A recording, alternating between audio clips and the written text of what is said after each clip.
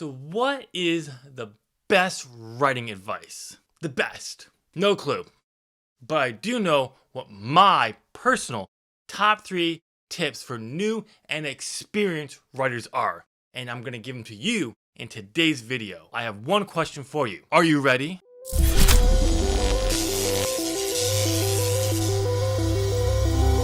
What's up, my fellow scribe? Tim here. Welcome to my channel, where I share my 20 years of writing experience from triumphs to failures to help you on your writing journey. In today's video, I'm giving you my personal top 3 writing tips. Great, another countdown video. Can't we do something original? These tips are great tips that you need to try. But first, why don't you go and smash that like button.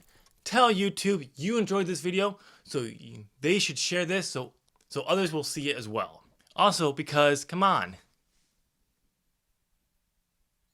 I have great content on this channel that can help you on your writing journey, and that's what I want to do. So subscribe so you know when all my videos go live. Now with that out of the way, let's get into the video. And these are my top 3 writing tips for new and experienced writers. Yes, let's do this. I got some Number 1. What? You're not counting down? First drafts suck. Duh. Totally obvious. No exception. Nothing is perfect when you first do it. Or in this case, written. I know this can be hard to hear when you spend hours slaving away and putting all your effort to write this first draft. But I'm sorry, it sucks. It sucks. You did a great job. You've done something that most people who say they want to do never do. So you should celebrate that.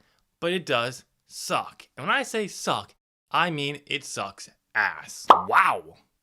A little harsh. I like it. But this is okay that it's bad. Even if you have plotted this out and know all the details, everything that's going to happen, and basically all you have to do is write it. It still sucks. When you write the first draft, you're trying to get the story out as perfectly as you can. You will fail at this.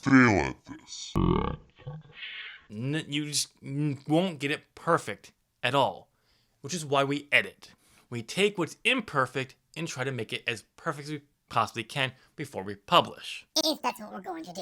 Now, you may want to think about giving your first draft to people to get some feedback on.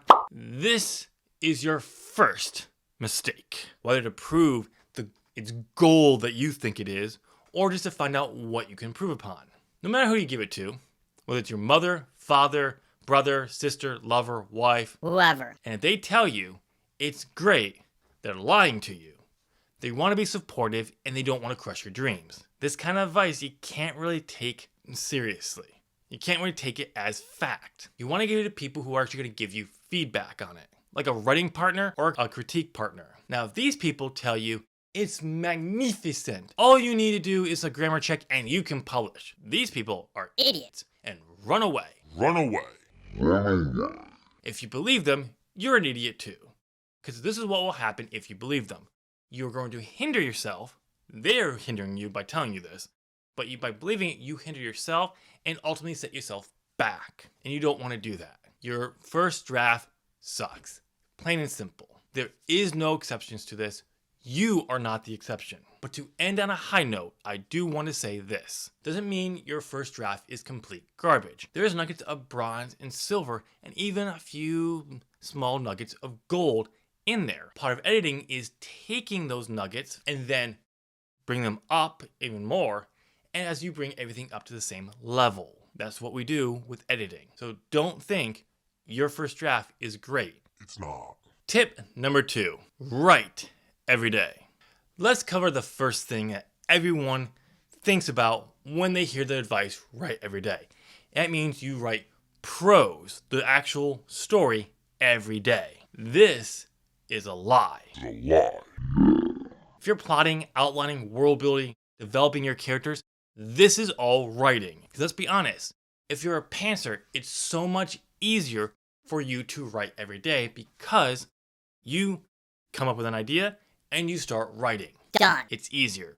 But for outliners like myself, we can't do that unless we have multiple stories ready to go so we can continue writing every day. Now let's deal with another important thing that blows my mind, honestly. But the fact that this advice, like so much other writing advice, is taken so literal by people who don't like it. And that is, write every day means you write every day. No breaks.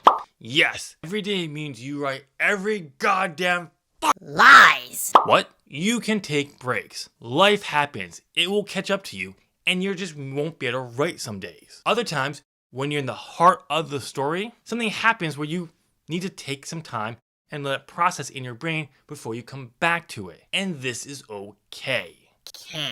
K. Let's talk about the benefits of write every day. The whole purpose of why I give this advice. The reason why write every day is so great is because it keeps the story fresh in your mind as you write. The more fresh and upfront in there, the easier it can be. This becomes even better when you leave off your day's writing this really great scene that you've been dying to write, because it makes you even more eager to come back the next day to write that scene. If you write consistently, day after day after day, guess what happens? A habit starts to form. This is the benefit of write every day. And tip number 3 is forget all writing advice when writing your first draft. Wait, what? This might sound like a contradictory good, because you need to hear it. And it's true. Really think about how much writing advice is out there and how much of it you are aware of, that you've known, you've studied. And now try to take all that writing advice and process it while writing your first draft that sucks, that's going to suck in the end. It's just not good. It's too much to be keeping track of in your head when all you're trying to do is get the story from your head and out so you can edit it to make it better. The most important thing is to write the damn story and not care about show don't tell or if you're writing every day. If you get the story out, Great. and while all that advice is good, especially number 2, writing is trial and error. You need the freedom to be able to experiment and tell the story that you want to tell the way you want to tell it, without having to worry about these rules or advice that may actually fly in the face of the story you're trying to tell. This next part may actually shock you, and I hope it does. But when it comes to the writing community, no one, and I mean no one, knows what they're talking about.